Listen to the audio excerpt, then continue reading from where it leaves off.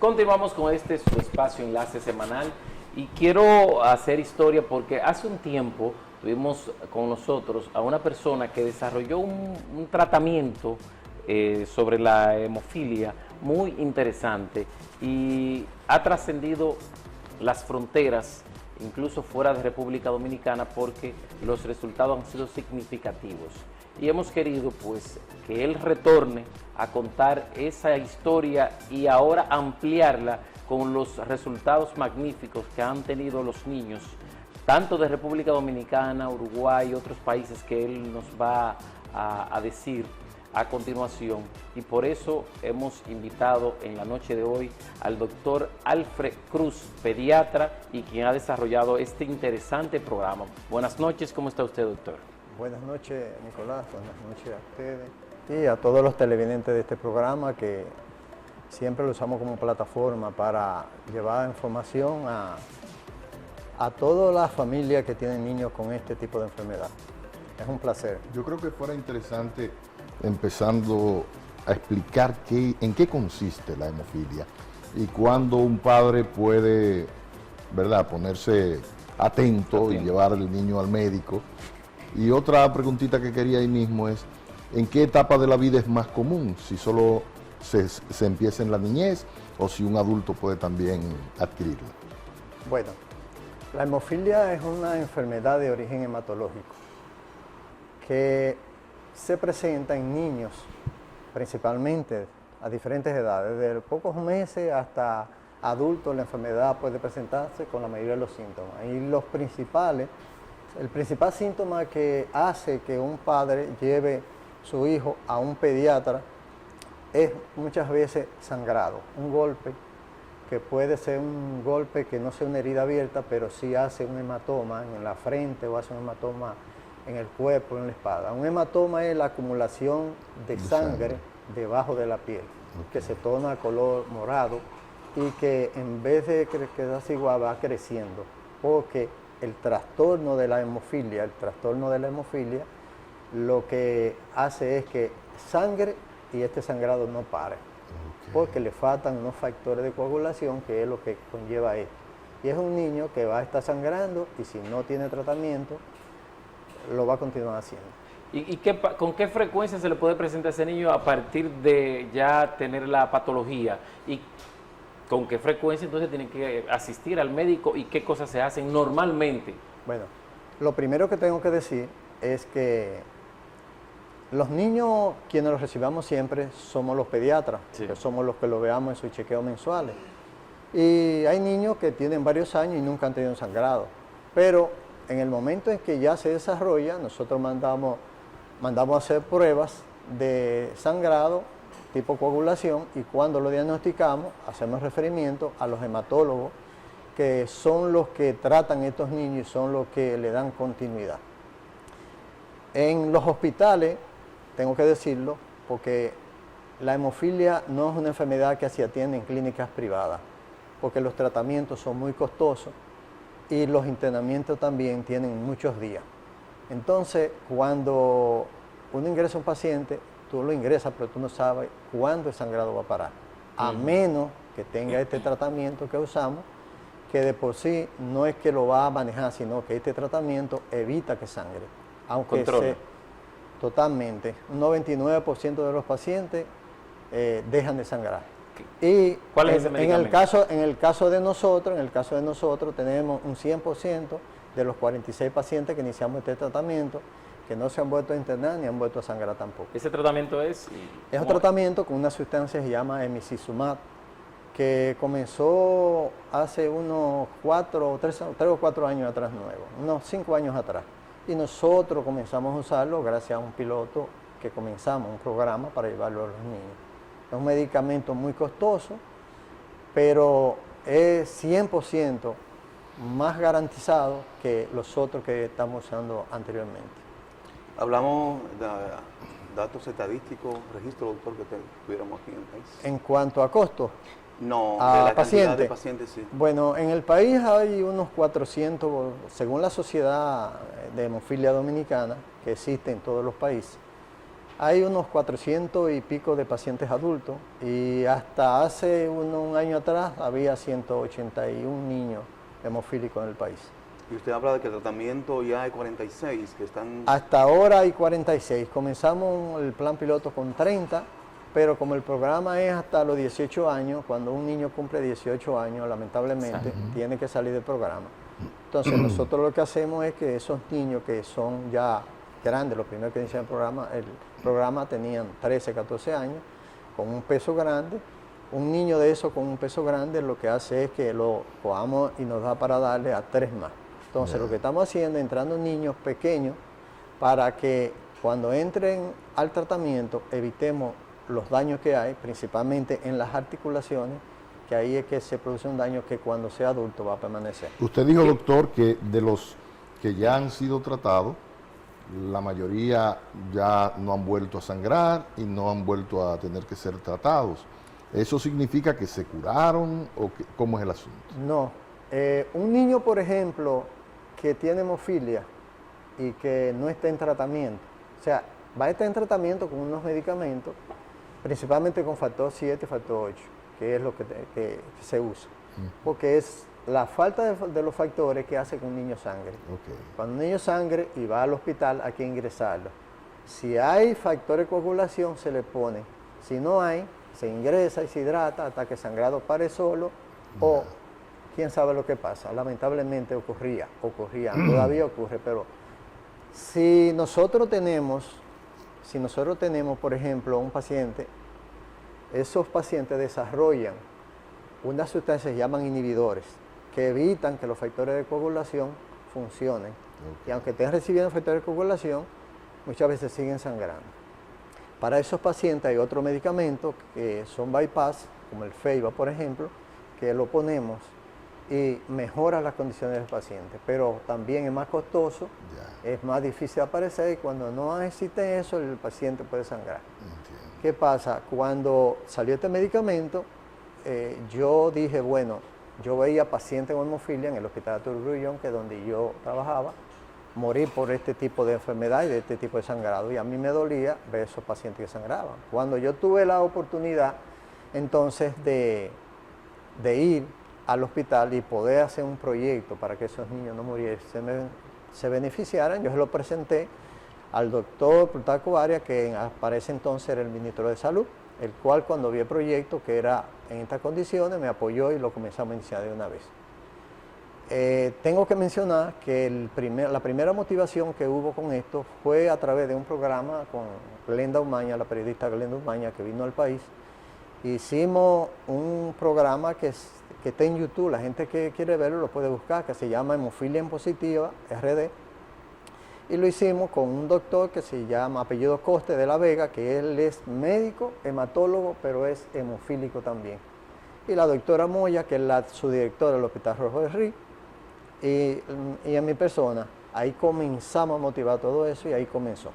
Sería bueno hacer una comparación. El tratamiento tradicional utilizado en los hospitales, costo, y el que ustedes utilizan ya en este tratamiento, ¿qué significa para el Estado? Costo y resultado. Y resultado, claro. Sí. Ok, bueno, Y para los padres. los factores de coagulación, que lo compra el gobierno a través de alto costo, cuesta aproximadamente un frasco unos 37,000 pesos aproximadamente, cada uno de ellos. ¿Y un frasco da para cuántos? No, a veces hay que usar 10 frascos y 12 en un solo paciente. ¿Cómo? Quiere decir que si ese es el más barato, esos pacientes van 3 veces por semana a ponerse factor 8. ¿3 veces por semana? Sí, porque tú pones factor 8, el factor 8, la vida media de él te dura 48 a 72 horas y después desaparece. Dios. Si ese niño sangra, ya tú tienes que volverlo a llevar. De por sí, la mayoría de esos niños tienen un historial de sangrado de 3 a 4 veces por semana. Eso equivale a decir que van de 8 a 12 veces por mes. Y esa carga la tienen los hospitales. Multiplica 12 frascos de factor 8, 12 frascos de factor 8, por 12 veces en un mes lo que cuesta. Entonces, ¿qué pasa? Los bypass que te mencioné, como el Feiba, son más costosos todavía. Pero el tratamiento que nosotros iniciamos con emicizumab cuesta 3 veces más que eso. O sea, cuesta 107,000 pesos cada frasco. Ah, caray. Y a algunos pacientes se le calcula una dosis en base a 3 o a 6 miligramos. Pero, ¿cuál es la diferencia? Factor 8 te dura 2 días. Los FEIBA te duran y te quitan la enfermedad. Pero el emicizumab, tú lo inyectas una vez al mes, una sola vez al mes, que es una inyección en la barriguita, en el espalda, en un brazo, Sale más económico. y no vuelve más nunca a sangrar más. ¿Y ese cuesta?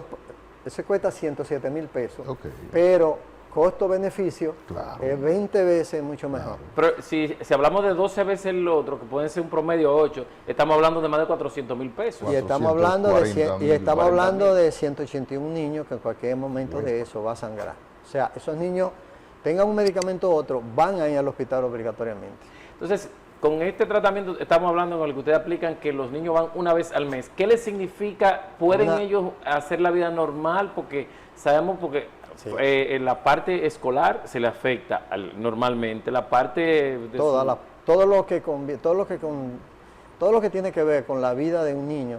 Te voy a decir, un niño hemofílico tiene que vivir en una burbuja, porque Eso es así. no juegan, No. no pueden jugar, ni saltar, ni jugar con otros niños, ni pueden ir al cumpleaños, ni pueden hacer nada. Son niños que ellos mismos, si uno lo oye hablando, se sienten mal. Y los familiares tienen unos gastos de bolsillo de aproximadamente un 67% del gasto familiar, cuando tienen un niño con hemofilia, un solo niño. Porque los medicamentos muchas veces no están en los hospitales, muchas veces aparecen donados, y muchas veces, yo lo he dicho siempre y no tengo temor de decirlo, muchas veces no hay. Pero la Fundación de Hemofilia los dona. También aquí la Fundación Niño Jesús también dona, pero a veces se acaban y no aparecen.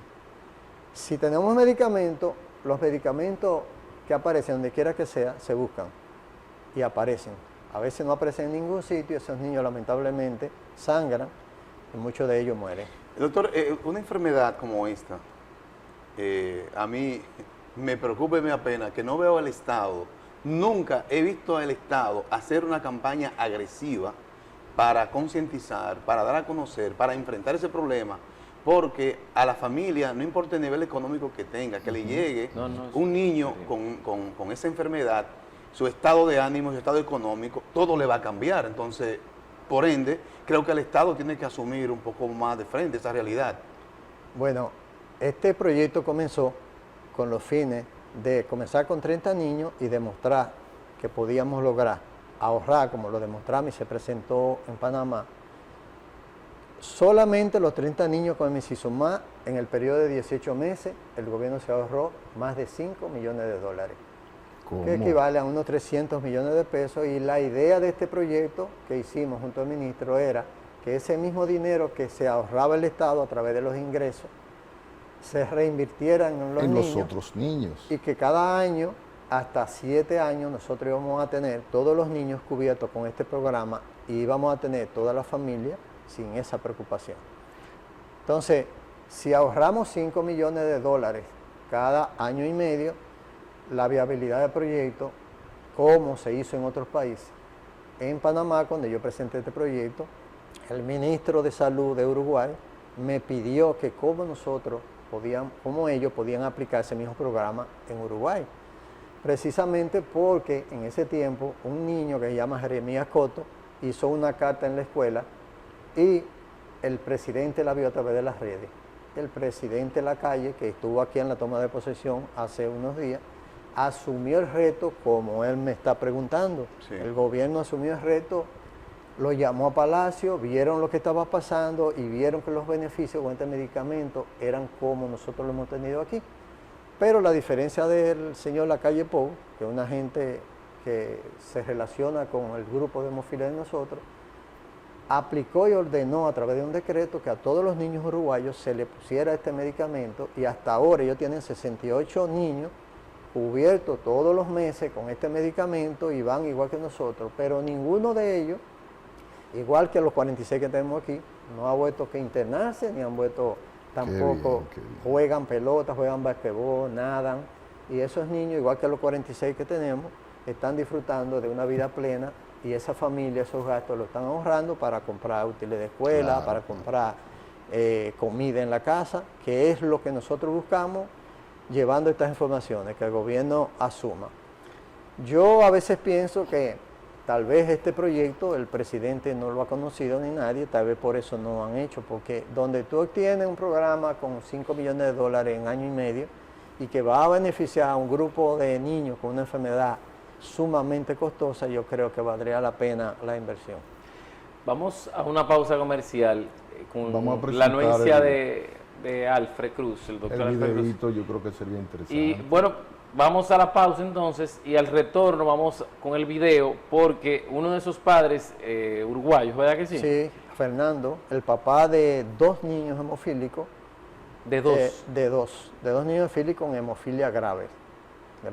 Escribió y grabó una canción. Él escribió y grabó una canción que él me la envió y yo le agregué algunas imágenes para completar más la cosa, pero uno la oye y es el sentir de los padres con niños con hemofilia. O sea, esa canción él la escribió porque él, cuando el niño sangraba, no lo llevaba a la escuela y tenía que ir al hospital.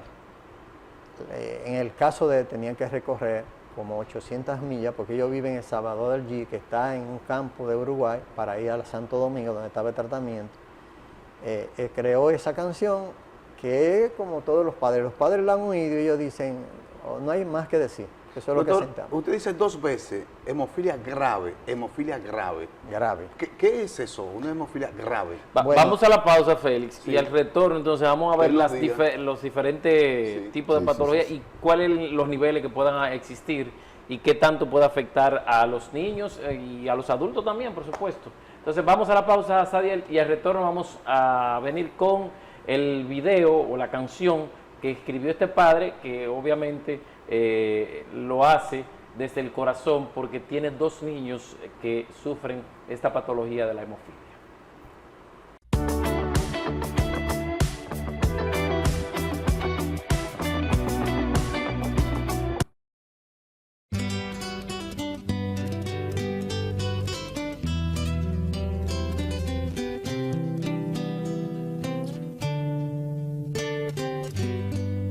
La vida se detiene, los miedos van y vienen. Si una duda paraliza, aparece tu sonrisa como una puerta que se abre con el empuje de tu sangre. Es una lucha cada día que no me deja caer, ni a mí, ni a mamá, ni a tantos padres más que pasan por lo mismo como si fuera un abismo.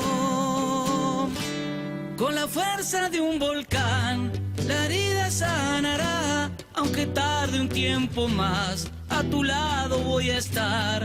Con los besos que me das, siento que no hay marcha atrás, la esperanza no se pincha cuando te veo caminar.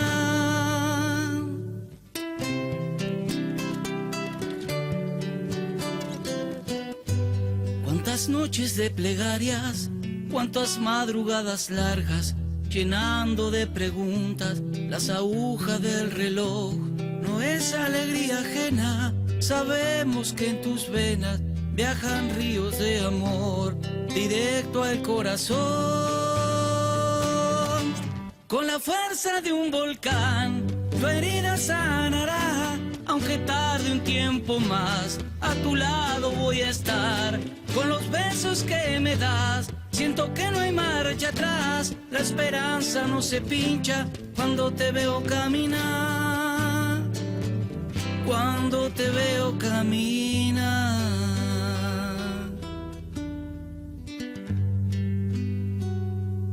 Pues de escuchar ya la canción emotiva desde el volcán y demás, pues entonces aquí estamos ya continuar con el diálogo con el doctor Alfred Cruz, quien es pediatra y quien ha desarrollado este interesante y por supuesto importante para estas familias tratamiento. Vamos a hablar un poquito de esa experiencia, Alfred, específicamente de Uruguay, ¿verdad? Uruguay es que tiene todos los pacientes cubiertos. La canción sale de Uruguay. Sí, la canción la hizo el padre de Jeremías Coto, que es el niño que ustedes están viendo ahí a mi lado y al lado del presidente. Ese es el padre. Ese es el padre, ese fue el que hizo la canción. ¿Él mismo la canta? Él mismo la canta, él es un militar, él trabaja en un museo, en un campo de Uruguay, que está a unas 1200 millas de la capital. Y la madre de él, que se encuentra ahí, que está hablando, que también acompaña a las instituciones y viaja con nosotros para que la familia hagan el esfuerzo también. Motiva a las madres, motiva a las comunidades a que hagan el esfuerzo para que sus hijos reciban ese tratamiento y los gobiernos también hagan eso.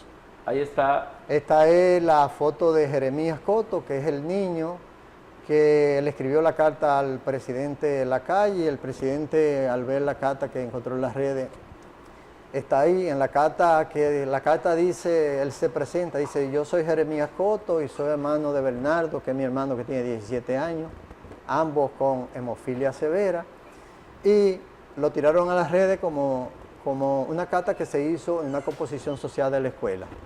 Pero los muchachos del curso lo pusieron en las redes para ayudarlo, porque era un niño que ni salía a recreo y todo el mundo lo quería. Entonces, el presidente vio la carta en las redes y mandó a buscar al niño a Palacio, y eso fue lo que motivó que el presidente en ese entonces, comenzara el proyecto en Uruguay a través del ministro de Salud, que ya habíamos conversado en Panamá en la presentación de este proyecto. Entonces, de ahí es que sale, veíamos también algunas madres y grupos con ustedes, sí, y algunas presentaciones. Después de la presentación, nosotros regresamos a Panamá para tener un encuentro con la misma comunidad de Panamá a través de los programas de la televisión de allá, pero también nos juntamos con las madres y los niños que eran de origen indígena, para nosotros enseñarles a que ellos pudieran ponerle los tratamientos a sus hijos, porque vivían en la selva y no pueden ir a la ciudad. Entonces, como allá solamente tienen 14 pacientes, porque no han podido iniciar el programa tampoco, se le enseñó a las madres sobre lo que era la enfermedad, el tratamiento, los cuidados en Panamá. Entonces, pasamos un día entero compartiendo con las madres de estos niños, que son indígenas, como ustedes lo ven ahí, y ellas aprendieron a administrar medicamentos a sus propios hijos. Doctor, en el momento que el niño le hace pública la carta, que el presidente se entera, que le llama, entonces quisiera saber cuál es su estado de vida en ese momento, y hoy, luego del tratamiento, ¿qué podemos decir de ese cambio? Jeremías, como dice él mismo, soy hermano de Bernardo, que tiene 17 años, él tiene 12, su hermano es 17, es parte de muchos niños de Panamá, de Centroamérica, Latinoamérica, igual que los dominicanos, que tienen la enfermedad pero no tienen acceso al tratamiento. Y esto quiere decir, cuando ellos tienen una hemofilia severa, se refiere a que son niños que pasan más internos en el hospital que en su casa. Wow. Entonces, muchas veces, si no tienen tratamiento, son niños que permanecen hasta más de 20 días, esperando que aparezcan los medicamentos, que es la causa principal de que este tratamiento se dé.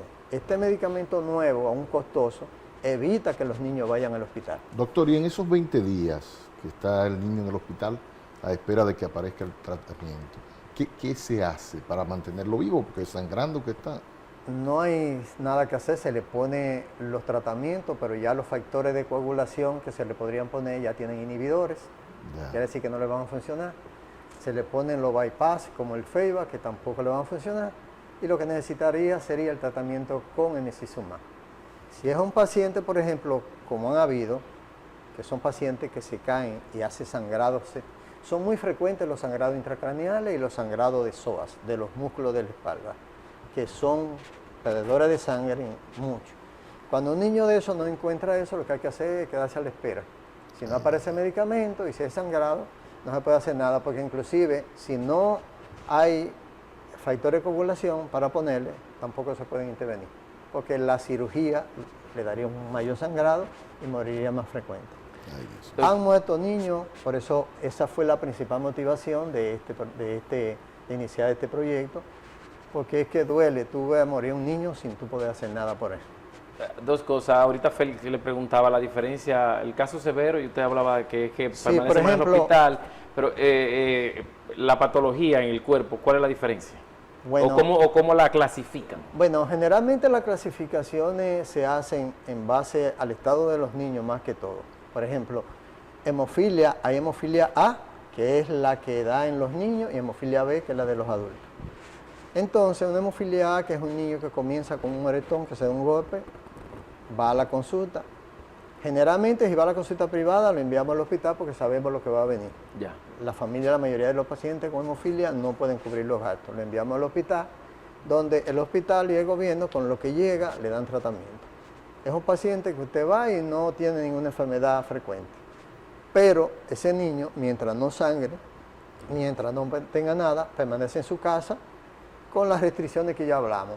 Pero si ese niño en una semana vuelve y sangra, o es un niño que va evolucionando y ya los factores de coagulación hacen los inhibidores, entonces hay que pasarlo a otra enfermedad. A medida que ellos van empeorando, la frecuencia de los internamientos en los hospitales es más común, entonces eso hace que ya sea un niño que se considere severo, porque va a tener mayor probabilidad de sangrado y va a tener sangrado, como lo veamos en las imágenes que hemos pasado, tanto un golpecito, un moretón en la frente, como las de las rodillas, que son los más frecuentes. Las rodillas se llenan de sangre y le impide y le daña el cartílago.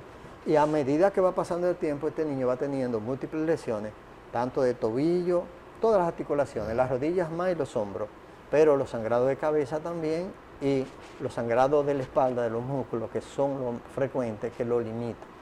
Entonces esto hace que estos niños haya que ingresar en los hospitales y la permanencia en el hospital es duradera y costosa. Doctor, ¿hay alguna predisposición genética? Es hereditaria, la hemofilia siempre es hereditaria. Uno de los papás heredan los genes que tienen y se lo transmite a los niños, que son más frecuentes en los varones. Pero entonces podría ser que, aunque tenga el gen, el papá o la mamá no lo desarrollen. A veces no, generalmente todo el mundo desarrolla. La hemofilia es una enfermedad que no se queda oculta, no se queda tranquila, porque es que cuando son niños, los niños comienzan, todos los hemofílicos se diagnostican en su niñez. Ya. Pero no todos reciben el tratamiento que deben tener. ¿Científicamente se sabe por qué es más frecuente en el hombre? Bueno, en el hombre siempre las enfermedades tienen por su genética y su transmisión predilección por uno de los sexos. En estos casos los varones. Ya tienen la enfermedad, pero en los varones se manifiesta con más tiempo. Las hembras tienen hemofilia A y hemofilia B, pero en menos frecuencia. Pero los varones lo manifiestan más rápido porque los niños son más activos que las niñas. Ya. Comienzan a jugar, a saltar sobre un mueble, se caen. Entonces, tú diagnosticas una hemofilia a temprana edad en ellos. Mientras que una hembrita está más tranquila, se diagnostica por igual, pero más tardíamente. Pero las manifestaciones, la genética, viene siendo la misma en ambos. Hablando de la ciencia, doctor, los laboratorios, los científicos, de manera preventiva, ¿no se ha pensado en una vacuna, un método, algo que se pudiera controlar a tiempo, no?